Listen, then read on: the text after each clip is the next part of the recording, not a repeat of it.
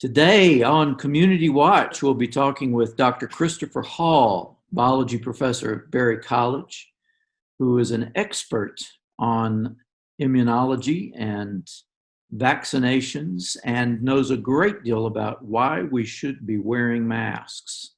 So we'll be talking about that today. An important show, and Community Watch starts now.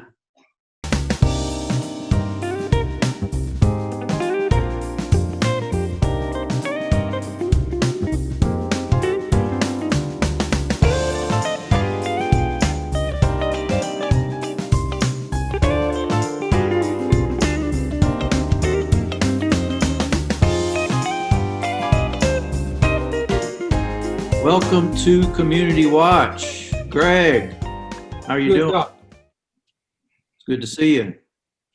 Good to see you. Good to be seen. Well, maybe one day soon we'll be back in the same physical location. But this is working out all right, and our guests, fortunately, can join us from all different kinds of locations. So we will continue for the time being. Our guest today is Dr. Christopher Hall from Berry College, professor of biology. And we want to welcome you and for joining us and talking about some fairly serious topics today. So thanks for being here. Oh, it's my pleasure, for sure. I noticed on your Berry College website that you have an interest in immunology and vaccination science,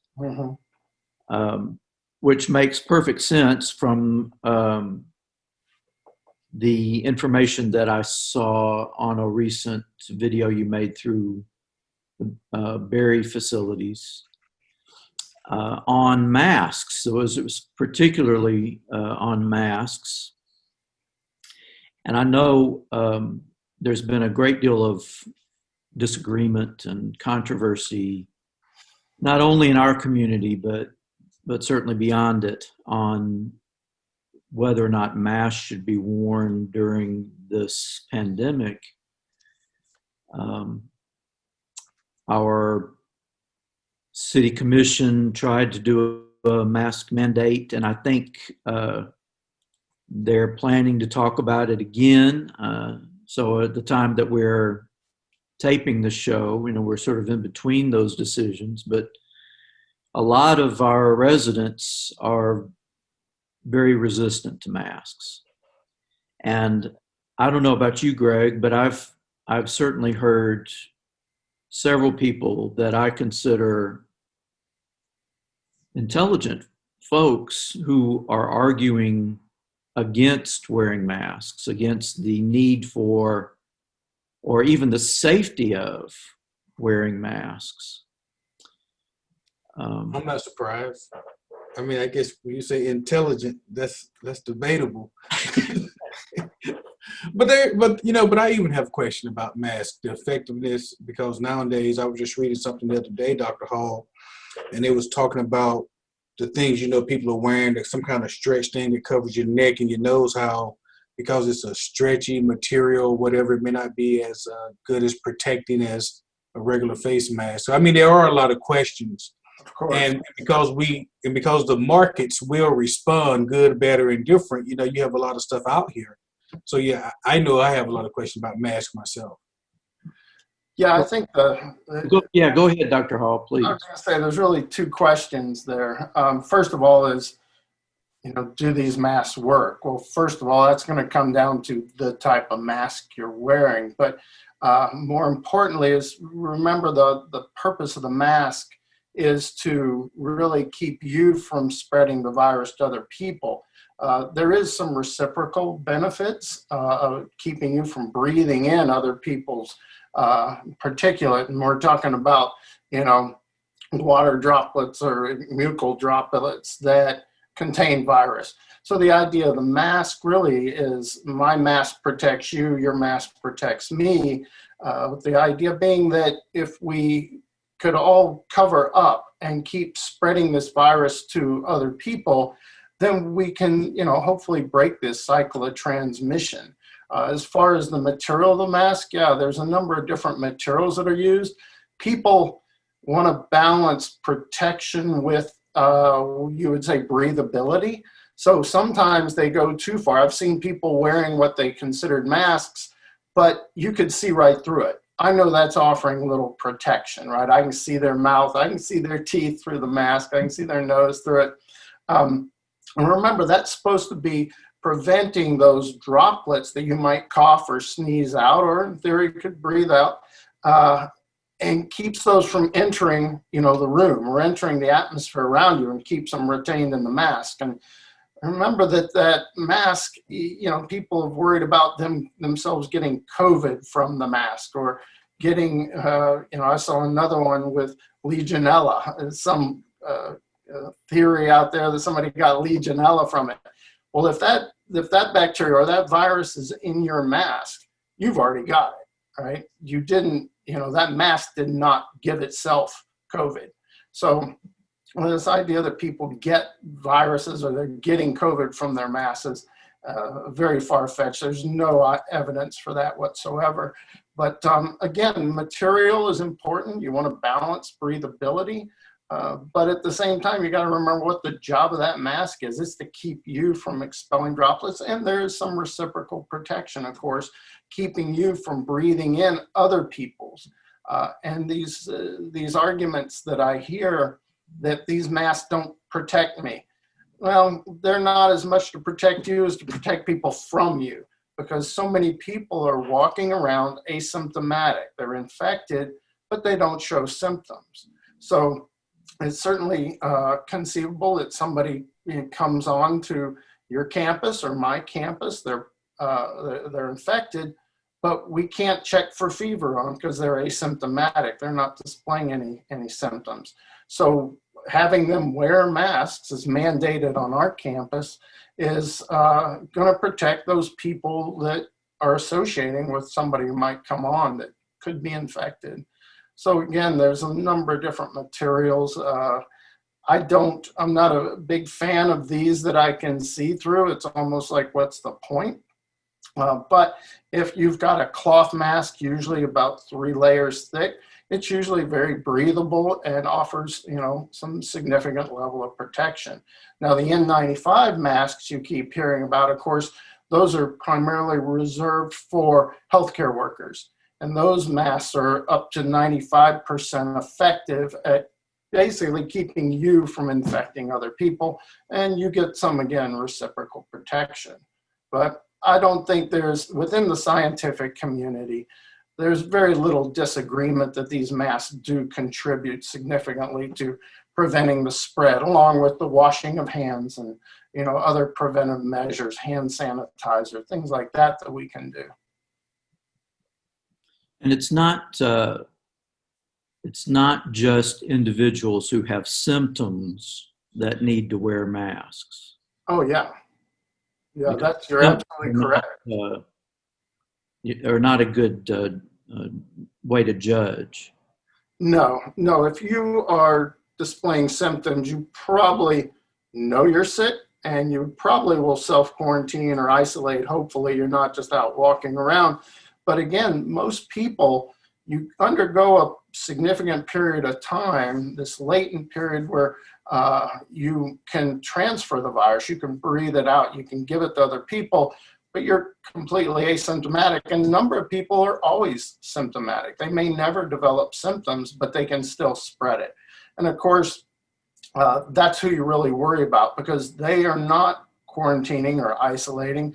They're out, going to restaurants, they're going to campus parties, they're going somewhere that they're coming into contact with people. And of course, it's really tough in these large gatherings to social distance, keeping that 6-foot barrier between you and another person. And that 6-foot barrier has to do with, what distance you could, exhale or cough or sneeze out that virus. And so masks, the social distancing, all that is about trying to protect other people and breaking the cycle. It's not just about the individual, it's about getting on top of this as a public health issue. And from public health standpoint, we want to get back to a normal life. I know we all do, right? Nobody enjoys wearing the mask, but sometimes you got to do things to help your fellow man. And by that, I mean your relatives that you're living with, right? You go out, pick up COVID, come back to your home and pass it along to your, your grandparents, your parents, and your kids. Now they're spreading it to wherever they go. There was certainly that case, I don't know if you're aware of it, in Texas, where a 20-year-old female, I think she was 20 years old, went to a party and became infected and came home, brought it home, and her grandfather got it. And he ended up passing away of COVID, and she was on a ventilator for 10 days, the 20-year-old girl. So again, sort of the idea that you can bring these things home with you or just go out and spread it around. So, the masks are not convenient. They're not comfortable. But at the same time, if we're ever going to get through this pandemic, we're going to have to bite the bullet and start, following some of these guidelines.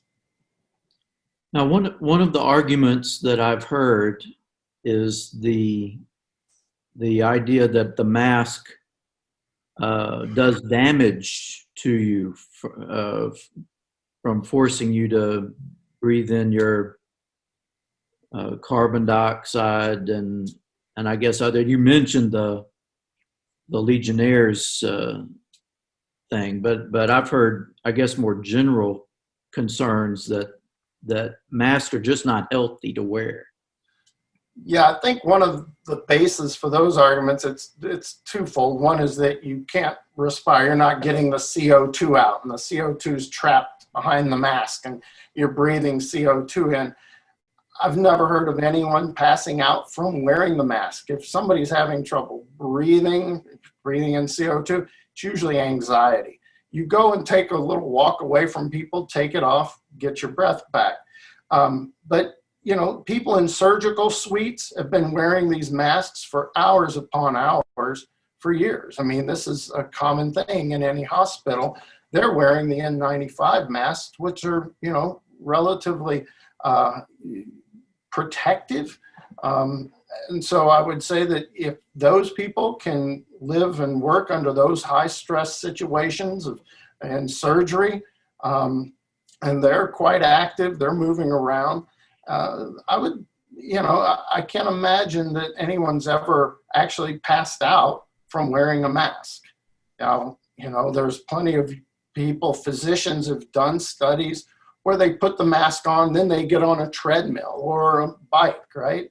And they measure circulating oxygen, right? Through a finger cuff. And there's been very little drop, whether they're wearing a mask or not. It was, an inconsequential drop in terms of their blood oxygen content.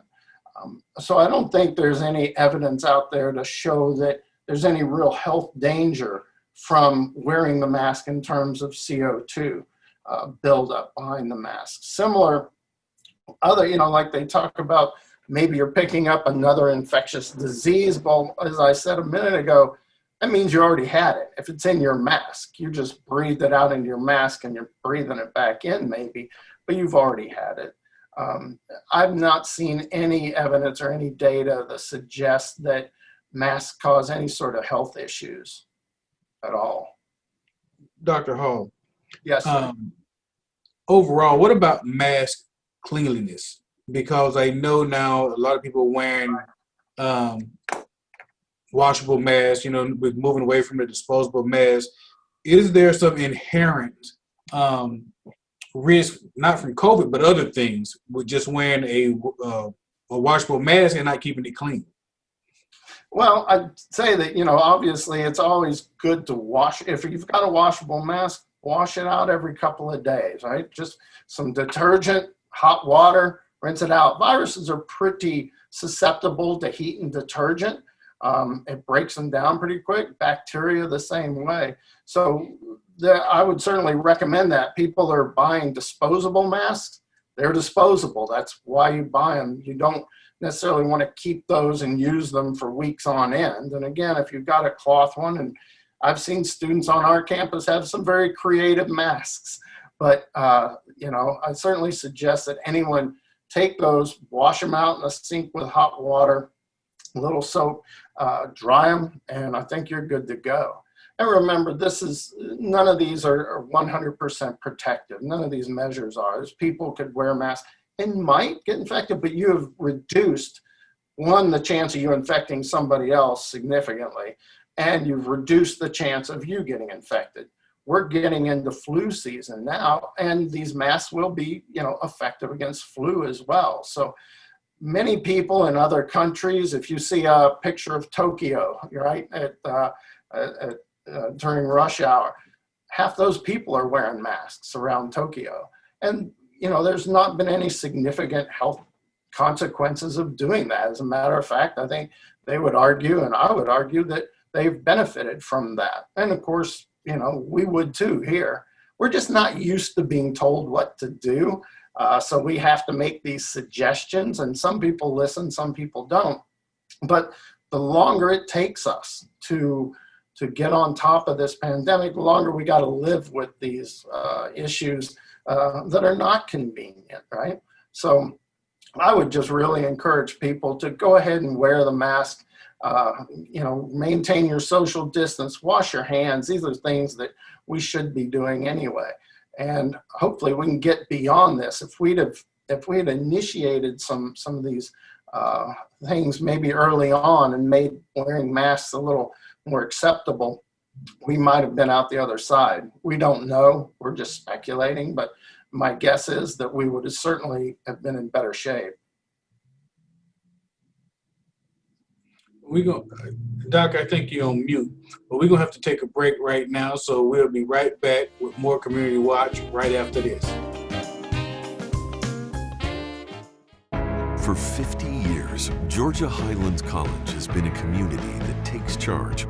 At GHC, we have a mission to provide access to an outstanding education, meeting the career needs of the region, and helping our communities thrive. Every student we graduate becomes a celebration we never forget. We are more than Chargers. We are Chargers taking charge for 50 years and beyond. Welcome back to Community Watch. We're talking with Dr. Christopher Hall from Berry College about COVID-19 and masks and related issues. And one of the things we wanted to ask you, Dr. Hall, while you were with us, is this idea of herd immunity, which I have heard some people say we should encourage by not wearing masks so that herd immunity would develop. Could you explain what that is a little bit for us and whether that's a good idea or not? Sure. Well, herd immunity is the idea, and my background's in immunology, but I also teach epidemiology, and part of that, where these two subjects overlap, are in vaccines, right? So the idea behind herd immunity is that if you've got a population of people, if a certain percentage of those or number of those are immune, it makes transmission from one person to the next much more difficult. It breaks that string or that chain of transmission. Vaccines are one way to do that. So when we talk about a vaccine program or herd immunity, we're discussing how many people need to be vaccinated or protected to break that chain of transmission. Well, the argument that you're stating is that we should just allow everyone to get infected and we will reach herd immunity by one of two ways. We will remove susceptibles in the population, those that can get the disease, by them mounting an immune response, right? They will sort of self-vaccinate. It's not a real vaccination, it's just surviving the infection. Of course, your only other path is not surviving the infection. So to say that the best thing to do is just let everybody get infected and let's see who survives, I think that rings a little selfish and hollow. I think the thing to do here, and I know for a fact a number of biotech companies and the government are working on getting a vaccine to the people as quickly as possible. And that is a very effective way to develop herd immunity. Some disease like measles, very contagious, so you need a huge percentage of the population to be vaccinated to reach that herd immunity, just because it is so contagious. COVID's not as contagious. So, once we get a vaccine up and running and we can get it out to the people and vaccinate healthcare workers, vaccinate those at highest risk, the elderly, for example, those with predispositions to develop significant disease, that's going to go a long way to helping protect the whole population.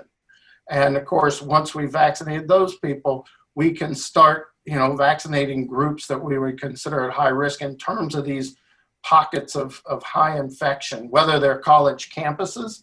Those are really struggling right now because we got these students that we're bringing in, and the students may or may not get significantly ill themselves, but they've got these universities, colleges such as yours have, older faculty, older staff. Some of these have predispositions, so they're at risk. And so I think herd immunity is a great goal. I just think that trying to just expose everybody to COVID as a way to reach it is certainly a misplaced way to approach it. I'd rather wait for the vaccine myself. So we've interviewed, I guess, several individuals about issues related to the pandemic, and we've gotten some different opinions on this. But how confident are you that we will get a vaccine? Oh, I'm pretty confident that we will see one. You've got some extremely bright people and an extreme amount of money, both working towards that. You remember, these biotech companies would love to find a vaccine, and hopefully we find several different vaccines. Hopefully we find one that's also cross-protective with SARS and MERS, because they're related viruses. They're all coronaviruses. So, and that's one of the approaches that's being taken. Can we find what's called a multivalent vaccine that'll protect us from a number of these different coronaviruses? Because one of the things, going back to this idea of let's infect everybody and get herd immunity, is if that virus mutates after you've been infected and cured, you may get sick again, just a little bit different strain of that coronavirus. So the idea of the vaccine would be that it would offer some cross protection. As a matter of fact, we're seeing people with cross protection that may have been infected with SARS or MERS or other coronaviruses that have some protection against COVID. And so that means it's a great candidate. Viruses typically make pretty good candidates for vaccines, other than retroviruses and some of those, they just mutate so quick. One of the things that, we have to get a different flu vaccine every year. Hopefully that's not what we run into with COVID, because flu's a much different virus than COVID. Well, So, Doc, go ahead, Doc. Go ahead, Greg. Go ahead. So, and I think you hit on this earlier, but I just want to be some clarification. So, do you think there's a difference in the quality of masks? I mean, so people out here, we're buying masks, we're going online. Is there a preferred type of mask, or is there a preferred type of mask that's going to offer more protection? Right. I understand. But remember the N95, they're trying to save those for healthcare workers that are in close contact with people that might be susceptible. Any mask is going to help to some degree. Again, typically for cloth masks, they say 3 layers thick. Almost all of them are. Now, often you get people making homemade masks. Sometimes they're more interested in fashion than they are function. So maybe you want to make sure that it's covering your face, goes under the chin, across the, above the mouth at least. Hopefully it covers the nose as well. Because I see a lot of people wearing their masks down here so they can breathe better. But, you definitely prefer to have the whole, oral and nasal cavities covered. again, it's hard to say what masks work. Polypropylene, or sometimes more breathable, but because they can control the size of the pores through that more closely during manufacturing. That allows for a little better mask, I would think, than some of these that I saw somebody wearing just a piece of gauze over their face. And that's not going to do much. As far as just saying brands or anything, as long as you can't see through it, I'd say it's an improvement on nothing. And again, you're looking at 50 to 80, 90% protection from for at least being able to infect other people, depending on the kind of mask that ultimately you settle on. But I'm just happy to see anybody wearing one. And at the same time, if you can breathe through it, okay, then let's wear them, and let's just hope that we get past this pandemic so we can get back to normal, as I'm sure we all would love to. So the mask prevent us from breathing out dangerous, I guess, droplets. Yeah. Or spreading those. And that's part of the reason that we have the 6 foot distance recommendation too. Right. But I've also heard, and you can tell me whether there's any truth to this, is that the virus can also be, I think I've heard the word aerosol used, where it lingers, especially indoors, and can go much further than 6 feet. I mean, is that the case? Well, what you end up with, and that's there's some unknowns to that, right? So if we're talking about in droplet versus aerosol suggests that this is being sort of atomized and put into the atmosphere, or putting in the air in a room, maybe circulated through vents and stuff. I don't think we know. It's hard to say, because there's a fine line between a droplet and an aerosol. If you're talking about individual virus particles, you got to have what's called a minimal infected dose. And a droplet coming out of your mouth with a sneeze or a cough can easily contain, millions of virus particles. These things are tiny. When you're talking about aerosolized, right, you may have some virus floating. If I were to test for virus in a room, I may come up with some, but am I getting the sort of dose I would need to generate an active infection? I don't know anything about the data that they've found on whether this is just floating around in a room, but most of that settles out. And again, that's a reason to wear a mask, because those droplets are by far containing the most virus particles, or virions as we call them. And with that, if we can catch those before they get out into the room, then we don't have to worry about droplet or aerosol. Does that make sense? Yes, and my understanding too is that it's not just from coughing or sneezing that these are spread, but just actually talking. Right.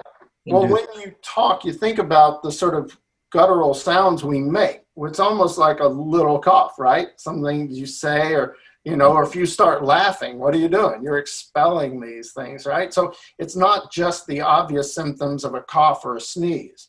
It's, me talking to you, I'm pushing air out in your direction. I'm pushing droplets, because we breathe out water, and those water droplets can contain virus particles, because this is all coming from the lungs and the back of the throat, where the virus tends to reside. So we can easily expel it. Just when we're talking to somebody, or they say something funny and suddenly you're laughing at them, well, you just infected them. And that's not as funny, for sure. No, it's not funny. It's not and funny. It is. The whole point really comes down to, do we want to play this game of shades of gray? Can I get away with this, or can I get away with that? Or just let's try to get by this pandemic by wearing the mask, maintaining our social distance, wash your hands, just treat people with respect. And remember, you're helping take care of the people around you, and you're helping us get past this, because everybody in this country, everybody in this world right now wants nothing more than to see this disappear. Okay, chances are this virus will not disappear, but we can certainly manage it much better than we have been. Well, we're out of time, Dr. Hall. I want to thank you for being with us, and Oh, we sure, my will outreach pleasure. again sometime soon. Okay, hope so. Thank you out in the world for being with us. We'll see you next time on Community Watch.